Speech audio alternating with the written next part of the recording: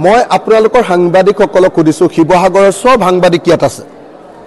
শিৱসাগৰৰ 100% সাংবাদিক ইয়াত এতিয়া উপস্থিত আছে আপোনালোক সকলো চেনেলৰ সাংবাদিক উপস্থিত আছে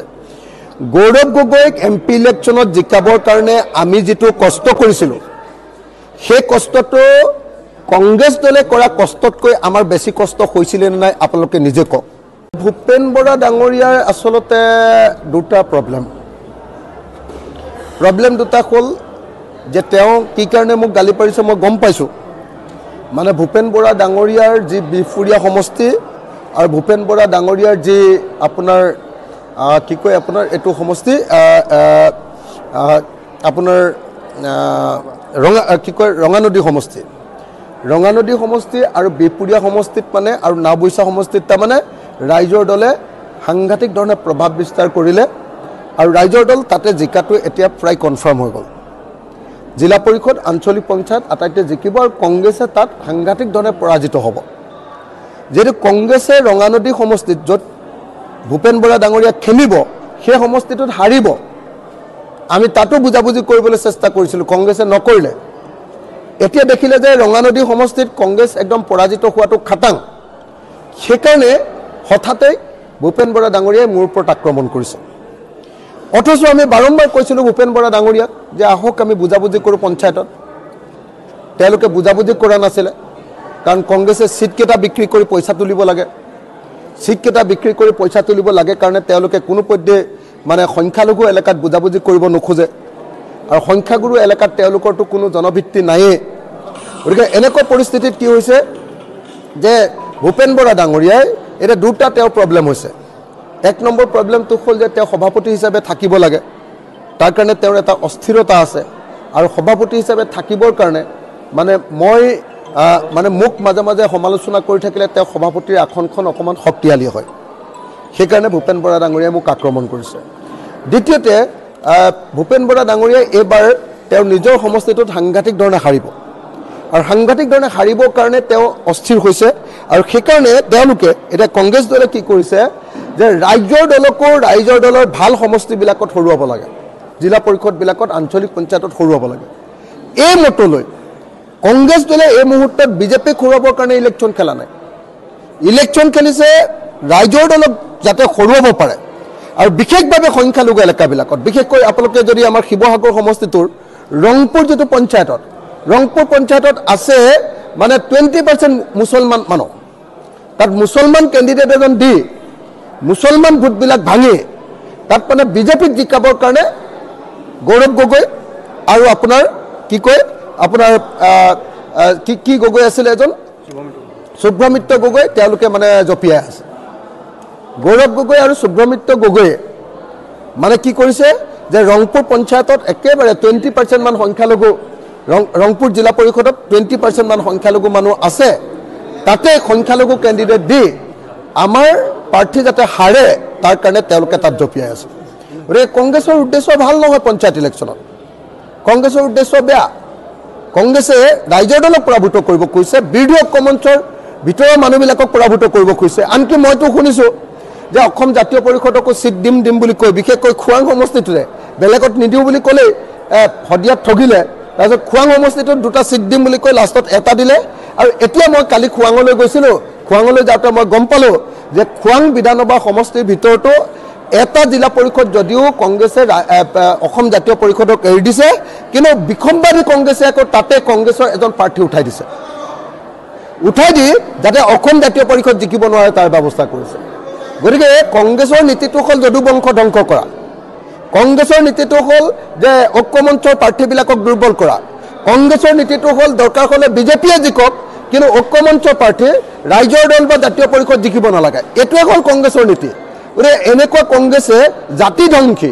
এনেকুৱা আত্মধ্বংসী এনেকুৱা বংশধ্বংসী এনেকুৱা ঐক্যমঞ্চ ধ্বংসী এনেকুৱা বন্ধুধ্বংসী যি কাৰ্যসূচী গ্ৰহণ কৰিছে কংগ্ৰেছে মই ভাবোঁ যে এইবাৰ কংগ্ৰেছ যে বিজেপিৰ বি টিম এইবাৰ ডেক হৈ পৰিছে পঞ্চায়ত নিৰ্বাচনত সেইকাৰণে কংগ্ৰেছক আমি এই স্থানত থাকি কংগ্ৰেছক তেওঁলোকৰ নিজৰ স্থিতি সমালোচনা কৰিবৰ কাৰণে গৌৰৱ গগৈ ডাঙৰীয়া ভূপেন গগৈ মই আপোনালোকৰ সাংবাদিকসকলক সুধিছোঁ শিৱসাগৰৰ সব সাংবাদিক ইয়াত আছে শিৱসাগৰৰ 100% সাংবাদিক ইয়াত এতিয়া উপস্থিত আছে আপোনালোক সকলো চেনেলৰ সাংবাদিক উপস্থিত আছে গৌৰৱ গগৈক MP ইলেকশ্যনত জিকাবৰ কাৰণে আমি যেটো কষ্ট কৰিছিলো সেই কষ্টটো কংগ্ৰেছ দলে কৰা কষ্টতকৈ আমাৰ বেছি কষ্ট হৈছিল নে নাই আপোনালোকে নিজে কওক আমাৰ অফিস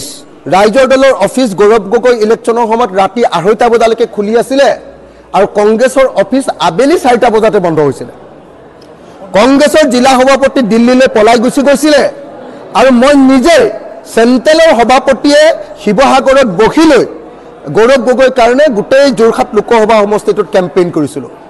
কোটি কোটি টকা আমি ৰাইজৰ দলৰ পৰা গৌৰৱ গগৈৰ কাৰণে খৰচ কৰিছিল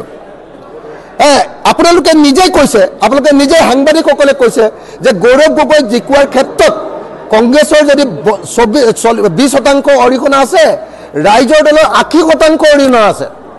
ৰাইজৰ দলৰ 80% অৰিহণা থকাৰ পাছতো গৌৰৱ গগৈ আমাৰ প্ৰতি আজিলৈকে এবাৰ কৃতজ্ঞতা প্ৰকাশ কৰা দেখিলে নে গৌৰৱ গগৈ এবাৰৰ কাৰণে আমাক আপোনালোকে ধন্যবাদ দিয়া আপোনালোকৰ সন্মুখত ধন্যবাদ দিয়া দেখিলে নে গৌৰৱ গগৈ এবাৰৰ কাৰণে ইলেকশ্যনত জিকাৰ পাছত ৰাইজৰ দলৰ আমাৰ কৰ্মীসকলৰ লগত একাপ চাহ খাবৰ কাৰণে আহিলে নে আমাৰ কৰ্মীসকলক এবাৰ ধন্যবাদ জনালে নে আৰু তাৰ পাছত আটাইতকৈ আচৰিত কথা যিজন গৌৰৱ গগৈক জিকাবৰ কাৰণে আমি দিন ৰাত কৰিছিলো সেই গৌৰৱ গগৈ তাৰ পাছৰ পৰৱৰ্তী উপনিৰ্বাচনটোত আমাৰ ৰাইজৰ দল জাতীয় পৰিষদ সবকে লাট মাৰি দিলে আৰু তাৰ পাছত এতিয়া দেখা গ'ল যে এই পঞ্চায়ত নিৰ্বাচনত মোক কংগ্ৰেছ দলৰ শীৰ্ষ নেতাই কৈছে যে গৌৰৱৰ যদি সামান্যতম কৃতজ্ঞতাবোধ থাকিলেহেঁতেন তথাপিও ৰাইজৰ দলৰ লগত এইবাৰ শিৱসাগৰত কংগ্ৰেছ দলে বুজাবুজি কৰিলেহেঁতেন ভূপেন বৰাই আমাৰ লগত বুজাবুজি কৰিবলৈ স্থিৰ সিদ্ধান্ত দিছিলে কিন্তু গৌৰৱ গগৈ আমাৰ লগত বুজাবুজি নকৰি অখিল গগৈক দুৰ্বল কৰি যাতে কম সিট আমাৰ যোৰহাট লোকসভা সমষ্টিত ৰাইজৰ দলক দিব পাৰে তাৰ কাৰণে পলিটিক্স কৰে গতিকে এইটো দুৰ্ভাগ্যজনক ঘটনা সেইকাৰণে গৌৰৱ গগৈক মই সুধিব খুজিছো গৌৰৱ গগৈ ডাঙৰীয়া আপোনাৰ বাৰু মুখ্যমন্ত্ৰী হ'বলৈ আশা আছে খুব ভাল কথা খুব ভাল আপুনি মুখ্যমন্ত্ৰী হোৱাটো আমিও বিচাৰো কিন্তু মুখ্যমন্ত্ৰী হোৱাৰ আশা যদি আপুনি বিৰোধী দল আমাৰ আপোনালোকৰ সহযোগী বিৰোধী দলবিলাককে হৰুৱাব খোজে সহযোগী বিৰোধী দলবিলাকৰ বিৰুদ্ধে আপুনি কেম্পেইন কৰে সহযোগী বিৰোধী দলবিলাকক আপোনালোকে এটাও সিট এৰি নিদিয়ে আৰু দৰকাৰ পৰিলে বিজেপিক জিকাবৰ কাৰণে আপুনি ৰংপুৰ জিলা পৰিষদৰ নিচিনা ঠাইত মুছলমান কেণ্ডিডেট দি আপোনালোকে বিজেপিক জিকাবলৈ চেষ্টা কৰে তাৰপিছত আপোনাক আমি সন্মান কৰি আপুনি বিজেপি বিৰোধী বুলি ক'ব পাৰিমনে বাৰু গৌৰৱ গগৈ ডাঙৰীয়া মই ডাইৰেক্টলি গৌৰৱ গগৈ সুধিছোঁ গৌৰৱ তুমি নিজে কোৱা গৌৰৱ যে তোমাক জিকাবৰ কাৰণে আমি যিমান কষ্ট কৰিছিলোঁ তুমি আজিলৈকে এবাৰ কৃতজ্ঞতাবোধ প্ৰকাশ কৰিলা নে তোমাক জিকাবলৈ কৰা কষ্টৰ পাছত তুমি বিহালী ইলেকশ্যনত আমাৰ লগত ঐক্যমঞ্চ ভাগি তুমি আমাক কি দিলা কোৱা তাৰপিছত গৌৰৱ তুমি এটা কথা কোৱা যে আমি যেটো পঞ্চায়ত ইলেকশ্যনত একেলগে খেলিম বুলি চিঠি দিছিলোঁ তুমি নিজে কৈছিলা যে পঞ্চায়ত ইলেকশ্যনটো একেলগে খেলিলে বৰ ভাল হ'ব অখিল দা বুলি তুমি মোলৈ মেছেজ দিছিলা তাৰপিছত কিয় গৌৰৱ তুমি মোৰ ফোন নধৰিলা কোৱা দুবাৰকে আজি কিয় গৌৰৱ তুমি শিৱসাগৰত আহি কিয় গৌৰৱ তোমালোকে ৰংপুৰ পঞ্চায়তত আমাক হৰুৱাবৰ কাৰণে মুছলমান কেণ্ডিডেট দিছা আৰু মুছলমান কেণ্ডিডেট দি তুমি ৰংপুৰ পঞ্চায়তত কিয় কেম্পেইন কৰিবলৈ আহিছা গৌৰৱ গগৈ ডাঙৰীয়া তুমি কিয় কৰিবলৈ আহিছা ৰংপুৰ জিলা পৰিষদত এইবিলাকে প্ৰমাণ কৰে নকৰে যে কংগ্ৰেছ আৰু গৌৰৱ গগৈ আসলতে বিজেপিৰ লগতে আছে তেওঁলোকে কংগ্ৰেছক জিকাবৰ কাৰণে কাম কৰাতকৈ আসলতে ৰাইজৰ দলক পৰাজিত কৰিবৰ কাৰণে শিৱসাগৰত কাম কৰিছে অথচ আমি সকলোৱে মিলি খেলিলে ইয়াত সকলোৱে জিকিলোহেঁতেন 2খন আসনত তেওঁলোক জিকিলেহেঁতেন 3খন আসনত আমি জিকিলোহেঁতেন কিন্তু এতিয়া কংগ্ৰেছে সম্পূৰ্ণৰূপে আমাৰ ভোট ভাঙিবৰ কাৰণে ঘূৰি ফুৰা আমি দেখিবলৈ পাইছোঁ বিশেষকৈ ৰংপুৰ পঞ্চায়তত আমি ৰংপুৰ জিলা পৰিষদত আমি মুছলমান কেণ্ডিডেট দি গৌৰৱে তাৰ কেম্পেইন কৰি আৰু বিশেষভাৱে আমাৰ এই খেলুৱা মানে একচুৱেলি গৌৰৱ গগৈ কালি কোৱা কথাটো মই শুনিছোঁ বাৰু দেই আজি বাতৰি কাগজত পঢ়িছোঁ যে গৌৰৱ গগৈ কৈছে যে অখিল গগৈৰ স্থিতি নাই অখিল গগৈৰ স্থিতিটো খুব স্থিৰ অখিল গগৈ বিজেপিক হৰুৱাব খোজে আৰু সেইকাৰণে MP ইলেকশ্যনত আমাক সিট নিদিয়াৰ পাছতো আমি কংগ্ৰেছ দলক জিকালোঁ গৌৰৱ গগৈক জিকালোঁ গৌৰৱ গগৈক জিকোৱাৰ পাছত আমাৰ ফলাফলটো কি পালোঁ আমি ফলাফলটো পালোঁ যে 5খন বিধানসভাৰ উপনিৰ্বাচনত গৌৰৱ গগৈয়ে ৰাইজৰ দল আৰু অসম জাতীয় পৰিষদ আৰু অন্যান্য বিৰোধী দলবিলাকক নিদিব লাগে বুলি তেওঁ মানে হাতে মূৰে কাঢ়িবলৈ আৰম্ভ কৰিলে গৌৰৱ গগৈ ভাবিলে যে মই নিজে চিফ মিনিষ্টাৰ হৈ যাওঁ বেলেগ হ'ব নালাগে আৰু গতিকে তেওঁ বিহালীত কোনো পৰ্যায়ত কাকো চিট এৰিব নোখোজিলে এতিয়া আপোনালোকে কওক যে অখিল গগৈয়ে গৌৰৱ গগৈক জিকাবৰ কাৰণে লাগি দিছে আৰু অখিল গগৈয়ে তাৰপিছত পঞ্চায়ত ইলেকশ্যনতো একেলগতে কংগ্ৰেছৰ লগত ইলেকশ্যন খেলিবৰ কাৰণে সন্মতি প্ৰকাশ কৰি একেলগে বুজাবুজি কৰিবৰ কাৰণে আলোচনা কৰিছে কংগ্ৰেছে এমপি ইলেকশ্যনত অখিল গগৈৰ পৰা ৰাইজৰ দলৰ পৰা সহায় লৈছে জাতীয় পৰিষদৰ পৰা সহায় লৈছে তাৰ পাছৰে আকৌ উপ নিৰ্বাচনটোত তেওঁলোকে লাট মাৰি দিছে আমাক আকৌ পঞ্চায়ত নিৰ্বাচনতো তেওঁলোকে লাট মাৰি দিছে গতিকে অস্থিৰতা গৌৰৱ গগৈৰ নে অস্থিৰতা অখিল গগৈ ৰাজনৈতিকভাৱে আমি অস্থিৰ কোনো পৰ্যায় হোৱা নাই কিন্তু কংগ্ৰেছৰ যিটো অস্থিৰতা সেই অস্থিৰতাক সমালোচনা কৰাৰ কাৰণে গৌৰৱ গগৈ আমাক অস্থিৰ বুলি ক'ব খুজিছে আমি গৌৰৱ গগৈ আৰু কংগ্ৰেছৰ অস্থিৰতাক সমালোচনা কৰিছোঁ যে তোমালোকক যদি আমি এমপি ইলেকশ্যনত সহায় কৰিব পাৰোঁ তেতিয়াহ'লে তোমালোকে কিয় আপোনাৰ উপ নিৰ্বাচনত একেলগে ইলেকশ্যনটো কিয় নেখেলা নাম্বাৰ 1 আকৌ উপ নিৰ্বাচনটো তোমালোকে একেলগতে নেখেলা আকৌ এবাৰ পঞ্চায়ত নিৰ্বাচনতো একেলগতে নেখেলা কেলে নেখেলা এটোকে কথা কোৱাচোন বেলেগ কথা ক'ব নালাগে আমিতো পঞ্চায়ত ইলেকশ্যনত একেলগে খেলিম বুলি কৈছোঁ তোমালোকে কিয় নেখেলা যুক্তিটো দিয়া না ভাই যুক্তিটো দিয়া আমি জনামতে পঞ্চায়ত নিৰ্বাচন বিজেপি কংগ্ৰেছে একাৰণে একেলগতে নেখেলে যে পঞ্চায়ত নিৰ্বাচনত যদি ৰাইজৰ দলৰ স্থিতি ভাল হয় তেতিয়াহ'লে ৰাইজৰ দলক বেছি আসন এৰি দিব লাগিব আগন্তুক বিধানসভা নিৰ্বাচনত যদি এইটোৱে যুক্তি হয় তাৰমানে বিজেপি কংগ্ৰেছ দলৰ শত্ৰু নহয়